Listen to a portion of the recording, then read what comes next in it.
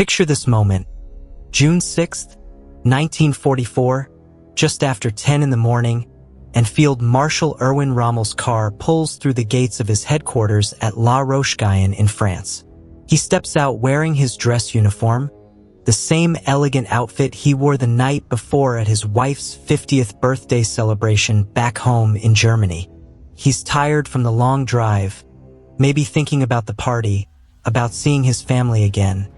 But then something makes him look north toward the coast, and what he sees stops him cold. The entire horizon is black, absolutely black, not with storm clouds but with ships, thousands upon thousands of ships stretching from one end of the Norman coastline to the other like a steel wall on the water. The sky above is swarming with aircraft, so many planes they look like flocks of birds, and the sound of naval guns firing is so loud it shakes the ancient stone walls of the chateau where he's standing. Rommel just freezes there, unable to move, unable to speak, and his chief of staff walks up to him looking pale and frightened, holding a thick stack of reports in his trembling hands. The invasion everyone feared had begun 6 hours ago. 6 whole hours while Rommel was still driving back from Germany, and Allied forces were already on the beaches, already pushing inland. Paratroopers had dropped during the night and seized key bridges and crossroads, and the Atlantic Wall, that massive fortress system Rommel himself had spent months building and perfecting, was already breaking apart under the weight of the assault. Rommel doesn't even need to read the reports because he can see everything he needs to know just by looking out the window at that endless armada, and in that single terrible instant, one of the greatest military minds in human history understands something absolutely devastating. The war is over, Germany has lost, not in 6 months or a year but right now, this very morning, and everything that comes after is just going to be dying. This is the story of the day Rommel knew the truth, the day he saw the future with perfect clarity and realized there was nothing he could do to change it. To really understand what Rommel saw that morning and why it broke him, you need to understand what kind of man he was and what he'd built. Erwin Rommel was a genuine legend, a name that made people pause, the desert fox they called him, the commander who'd made Churchill's best generals look like amateurs in the burning sands of North Africa, outmaneuvering them, outsmarting them, winning battles he had no business winning with forces that were outnumbered and undersupplied. Hitler himself called Rommel the finest field commander in the entire Reich, the best general Germany had, and the Allies genuinely feared him more than any other German officer, more than anyone else wearing a Wehrmacht uniform. In late 1943, Hitler gave Rommel what seemed like an impossible job: defend 3,000 miles of European coastline stretching from Norway all the way down to Spain, every beach, every cliff, every possible landing site along the Atlantic Ocean. The Allies were definitely coming. Everyone knew that. The only questions were where exactly they would land and when they would launch their invasion. Rommel traveled the entire coastline inspecting the existing defenses, and what he found horrified him because the famous Atlantic Wall that German propaganda kept talking about was mostly a myth. Just a few scattered concrete bunkers here and there, some random beach obstacles, nothing remotely strong enough to stop a serious, determined invasion force. So Rommel got to work with incredible energy and focus, pouring millions of tons of concrete into new fortifications, planting 500,000 mines along the beaches and in the fields beyond, installing thousands and thousands of obstacles in the surf and on the sand, flooding entire fields inland to trap paratroopers and gliders, positioning artillery batteries to cover every possible approach route. He called it Fortress Europe, and he genuinely believed in it, believed that he could make it work, but Rommel had one crucial strategic insight that separated him from every other German commander, one thing he understood that nobody else seemed to grasp. He knew that Germany simply could not win a long, drawn-out battle of attrition. The Allies had too many soldiers, too much equipment, too much industrial power churning out weapons and supplies day and night, and Germany's factories were being bombed to rubble while its armies were bleeding out on multiple fronts. Germany's only real chance, the only possible path to victory, was to stop the invasion right at the waterline, to destroy it completely on the beaches in the first few hours before the Allies could establish any kind of foothold or build up their forces. Rommel told his officers very clearly, speaking with absolute conviction, that the enemy must be annihilated before he even reaches the main battlefield, that they must stop him in the water, not just delaying him or slowing him down, but completely destroying all his equipment while it's still floating and vulnerable. He was absolutely right about this. His analysis was perfect, but he needed one critical thing to make his plan work. He needed freedom to move his panzer divisions, those powerful mobile armored reserves that could rush to wherever the invasion happened within just a few hours and crush the beachhead before it could solidify and grow strong. Hitler refused to give him that authority, and that refusal doomed everything. The panzer divisions were placed under central command in Berlin, which meant they couldn't move without permission from headquarters, without direct permission from the Führer himself, and that bureaucratic decision destroyed any chance Germany had. Rommel had been back home in Germany visiting his family when the invasion began because his wife Lucy was turning 50 years old and Rommel hadn't seen her in many long months of constant work. And he'd also planned to drive to Hitler's mountain retreat at the Berghof to argue one final time for control of those panzer divisions that he needed so desperately. He'd calculated based on tide tables and moon phases that the invasion would probably come in mid-June, and he was wrong by just 10 days, 10 crucial days that put him in the wrong place at the worst possible moment. At 6:30 in the morning on June 6th, Rommel got a phone call at his house in Hurlingen, and the voice on the other end told him that Allied paratroopers had been dropping across Normandy all night long and that ships were approaching the coast in massive numbers. This was it, the moment everyone had been dreading and preparing for, and Rommel immediately called his headquarters and demanded to know where the panzer divisions were and why they hadn't started moving toward the invasion site.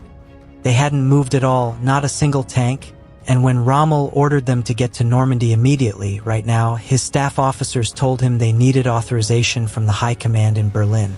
Rommel shouted at them to get that authorization immediately, and they explained they were trying to reach the Führer but there was a problem, and Rommel asked what the problem could possibly be at a moment like this, and they told him that Hitler was still asleep and nobody on his staff dared to wake him up. Let that incredible fact sink in for a moment. The largest amphibious invasion in all of human history was actively underway with thousands of ships and hundreds of thousands of men storming the beaches of France, and Germany's critical armored reserves were sitting completely idle because Adolf Hitler was sleeping late and his terrified staff members were too afraid to knock on his bedroom door and wake him up. By the time Hitler finally woke up naturally around 10 o'clock in the morning, gave his permission for the panzers to move, and the orders filtered down through the complicated command structure, it was already afternoon, precious hours completely wasted. And when the panzer divisions finally started moving toward Normandy, they were immediately hammered by Allied fighter bombers that owned the skies. The roads became absolute killing zones. Tanks burst into flames, entire columns scattered and broke apart, and the reinforcements that were supposed to crush the invasion were destroyed piecemeal before they ever reached the fighting. Rommel arrived at his headquarters at La Roche-Guyon at exactly 10:15 in the morning, and the reports waiting for him were absolutely catastrophic, worse than anything he'd imagined. 5 separate beaches had been assaulted simultaneously, and Allied troops were already pushing inland at 4 of them. At Omaha Beach, the Americans had taken absolutely massive casualties, the worst of any beach, but they were fighting their way off the sand and moving up the bluffs. At Gold Beach and Juno Beach and Sword Beach, the British and Canadian forces were already linking up their beachheads and expanding. At Utah Beach, the Americans were miles inland, miles, already achieving objectives that were supposed to take days. The Atlantic Wall that Rommel had worked so hard to build had held the invasion for approximately 90 minutes before it started collapsing. Rommel walked over to the big situation map in the command room while his staff officers stood around in complete silence, not knowing what to say or do. Red markers showed where Allied forces had penetrated the defenses, and blue markers showed German defensive positions that were shrinking and collapsing with every passing hour. Someone finally asked what orders they should give to the remaining forces, and Rommel just stared at that map without speaking. He calculated distances in his head, figured out how long reinforcements would take to arrive, traced supply routes with his eyes, and ran through tactical scenarios the way he'd done 1,000 times before in his brilliant career. He was arguably the finest tactical commander in the entire German military, maybe the best general Germany had, and he could see everything clearly, could see the whole situation with perfect analytical clarity. The panzer divisions would arrive far too late to make any difference. The Luftwaffe had no air superiority and couldn't protect ground forces. The Kriegsmarine couldn't challenge the Allied fleet that controlled the channel. German reinforcements would be bombed to pieces on every road leading to Normandy. The invasion force would grow stronger with every passing hour while German forces grew steadily weaker. And there was no way to stop it. No brilliant tactical move that could change the mathematics of the situation. Rommel turned to his chief of staff, Hans Speidel, and he spoke very quietly, almost in a whisper, and he said just 5 words: "We have lost the West." Think about that phrase, really think about it. We have lost the West, not the battle is difficult or we face serious challenges or we must fight harder, but we have lost, past tense, already over, already decided. 10 hours into the invasion, just 10 hours, and Rommel knew with absolute certainty that the war was finished. His staff officers looked at each other in shock because you simply didn't contradict a field marshal, especially not Rommel. But this was unthinkable, dangerous, defeatist, the kind of thing that could get everyone in the room arrested or shot. Speidel very carefully asked Rommel what exactly he meant by that statement, and Rommel walked slowly over to the tall windows of the chateau. He could still see smoke rising from the coastline 40 miles away, could still hear the distant thunder of naval guns bombarding the shore, and he explained his reasoning with cold, brutal logic that nobody could argue with. The Allies had achieved complete and total surprise despite all of Germany's preparations. They'd landed with overwhelming force at the exact moment of Germany's maximum weakness. The panzer divisions were too far away and moving too slowly and being destroyed bit by bit before they could even reach the battlefield. Allied air superiority meant Germany couldn't effectively reinforce or resupply its troops, and most critically of all, most devastatingly, the Allies could replace their losses, but Germany could not. Every single tank Germany lost was gone forever, irreplaceable.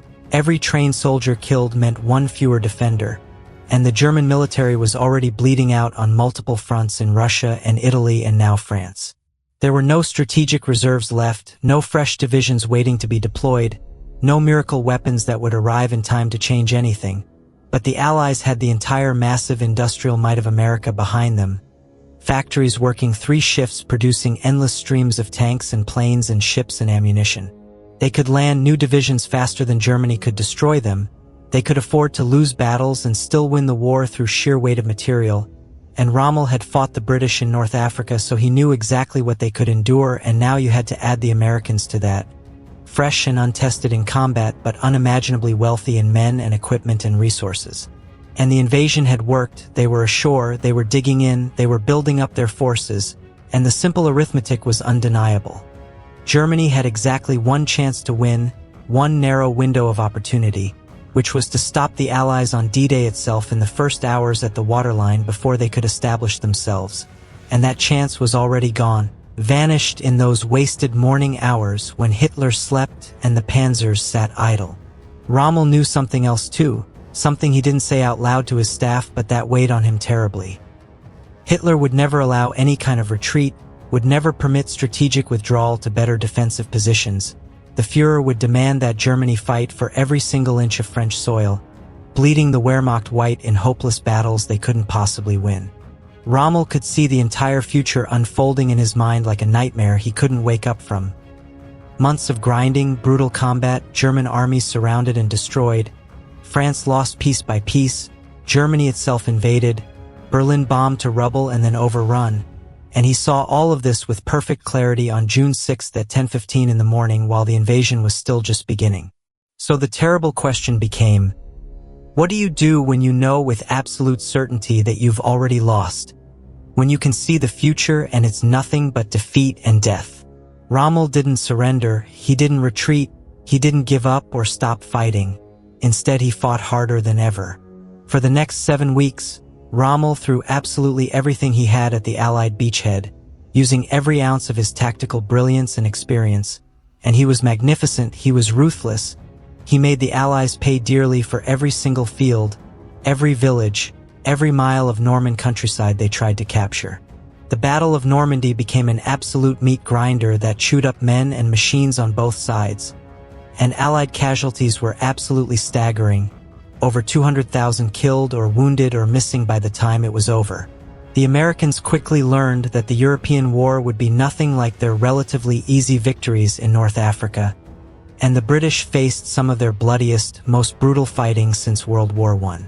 Rommel made them earn every inch of ground with blood, positioning his forces with masterful skill, using the Norman hedgerows to create a defender's paradise where every field became a fortress and every narrow lane became a killing zone.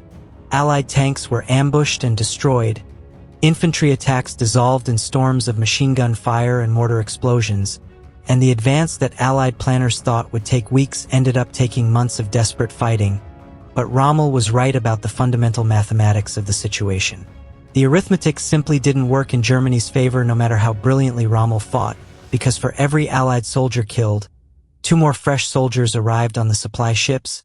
For every tank destroyed, 3 more rolled off the transport vessels, and the beachhead just kept expanding day by day despite everything Rommel did. The Allies built artificial harbors right there on the beaches, laid underwater fuel pipelines across the channel, constructed entire functioning ports from nothing in just weeks, and meanwhile German reinforcements were being bombed to pieces before they ever reached the front lines. Supply convoys were strafed by fighter planes, fuel ran out, ammunition ran desperately low, and Rommel watched helplessly as his divisions shrank from exhaustion and attrition and relentless Allied firepower that never stopped, never gave them a moment to rest or recover. He traveled constantly to forward positions, appearing wherever the fighting was worst, trying desperately to plug holes in the defensive line as it crumbled, and his staff begged him repeatedly to stay back at headquarters where it was safer because field marshals simply didn't belong in active combat zones where they could be killed.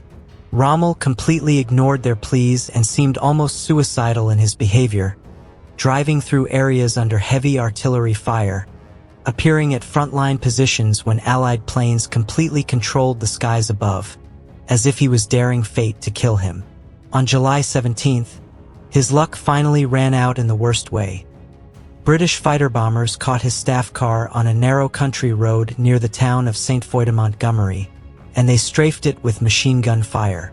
Rommel was thrown violently from the vehicle, his skull fractured, his face torn open by shrapnel and debris, and he very nearly died right there on that French road. He was rushed to a hospital in critical condition, and he was still lying in that hospital bed recovering when the final disaster struck.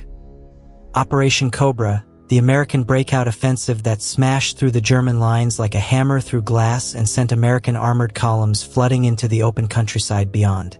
The war in France was over, finished, exactly as Rommel had predicted it would be back on June 6th when he first saw those ships on the horizon. But by this point Rommel was involved in something far more dangerous than fighting the Allies, something that would cost him his life. He had become part of a conspiracy to assassinate Adolf Hitler, not because Rommel was some kind of Democrat or because he opposed Nazism on moral grounds, but simply because he'd done the mathematics of Germany's situation and seen the truth. Germany was going to lose this war no matter what happened. That was now inevitable, and the only way to save anything at all, to save German cities from total destruction, to save German soldiers from pointless deaths in battles that meant nothing, was to end the war as quickly as possible, and that meant Hitler had to be removed from power somehow. The conspiracy launched their attempt on July 20th with a bomb in Hitler's conference room. But the plot failed, Hitler survived with minor injuries, and the conspirators were rounded up by the Gestapo, tortured brutally for information, and executed. The Gestapo investigated everyone who had any connection to the plot, no matter how minor, and they found evidence linking Rommel to the conspiracy. On October 14, 1944, 2 generals arrived at Rommel's home where he was still recovering from his injuries, and they gave him a choice, the only choice Hitler was willing to offer him. Either stand trial for treason, which guaranteed his execution and his family's destruction and disgrace, or take poison right now and die quietly as a hero, and his family would be left alone. He'd receive a state funeral with full honors, and his reputation would remain intact. Rommel chose the poison because he knew what happened to the families of traitors in Nazi Germany, and he wasn't going to let his wife and son suffer for his actions. He was just 52 years old when he died, still relatively young. The official story released to the public was that Rommel had died from complications of his injuries from the air attack, and all of Germany mourned the loss of one of their greatest heroes. Hitler himself sent a massive wreath to the funeral, and Rommel received exactly the state funeral he'd been promised. And the truth about how he really died didn't emerge until after the war ended and investigators could finally piece together what had happened. So what really happened on June 6th? And what exactly did Rommel see that morning that broke him so completely? He saw the end of an entire era, the end of the Wehrmacht's myth of invincibility, the end of the comforting belief that superior tactics and fighting spirit and military genius could overcome simple material disadvantage. Rommel had built his entire reputation on winning battles that he shouldn't have won, battles where the odds were against him but his brilliance carried the day. In France in 1940, his Panzer Division punched through defenses while outnumbered but audacious. In North Africa in 41 and 42, he was constantly undersupplied but tactically brilliant, and he'd made the impossible look routine, made victory look easy even when it wasn't. But D-Day taught him something that he'd always known intellectually but had never fully felt in his bones until that moment. Genius cannot beat simple geometry, tactics cannot overcome logistics, and courage cannot defeat mathematics. The Allies simply had more of everything that mattered. More ships, more planes, more tanks, more soldiers, more fuel, more ammunition, more factories, more industry, more of absolutely everything, and they could afford to make mistakes, could absorb casualties that would cripple Germany, could outlast any defense through sheer weight of resources. Rommel wasn't defeated by Eisenhower's strategy or Montgomery's tactics or any individual Allied commander's brilliance. He was defeated by factories in Detroit and steel mills in Pennsylvania and oil fields in Texas, defeated by a war economy so vast and powerful it could supply two completely separate theaters of war in Europe and the Pacific simultaneously and still have surplus production capacity. Standing at that window on the morning of June 6th, looking out at that endless armada of ships, Rommel understood what many Germans wouldn't grasp until Soviet tanks were literally rolling through the streets of Berlin. This war was never actually winnable. The question was never, can Germany win? The real question was always, how much will Germany lose before it finally ends? And Rommel knew the answer to that question too. The answer was everything. Germany would lose everything. There's a photograph of Rommel from May of 1944, just 1 month before D-Day, and in it he's inspecting beach obstacles somewhere along the Normandy coast. And he's smiling, looking confident and assured, genuinely believing in the Atlantic Wall he's built and the defenses he's prepared. There's another photograph from July, just a few weeks after the invasion, and in this one Rommel looks 20 years older than he did in May, completely exhausted, hollow-eyed, haunted by what he's seen and what he knows. History remembers Rommel as one of Germany's finest generals, and that's probably true. He was genuinely brilliant at his profession. But his real genius wasn't his tactical brilliance on the battlefield. It was his ability to see clearly, to look at a situation without illusions or self-deception and understand the truth no matter how uncomfortable that truth might be. He saw reality before anyone else dared to speak it out loud. And on June 6th, while other German commanders were still confidently talking about throwing the Allies back into the sea and winning a great victory, Rommel had already done the calculations and understood that the war was over. While Hitler raged and screamed about wonder weapons and final victory and destiny, Rommel looked at the numbers and saw only inevitable defeat stretching out ahead. That clarity, that ability to see the truth, cost him absolutely everything in the end. It cost him his reputation among fellow officers who thought he was defeatist. It cost him his position because Hitler couldn't tolerate anyone who saw defeat coming, and it ultimately cost him his life when he joined the plot to remove Hitler from power. But he was right about everything. His analysis was completely correct, and the war in Western Europe was effectively lost on D-Day itself, even though the fighting continued for 11 more months. The rest really was just determining the final body count, just counting up how many more people would die before everyone else accepted what Rommel had already seen. Rommel knew the truth at 10:15 in the morning on June 6, 1944, standing at a tall window in a French chateau, watching the horizon burn with the fires of invasion, watching the future unfold exactly as he'd predicted it would. And that truth, that terrible clear vision of inevitable defeat, is what killed him in the end.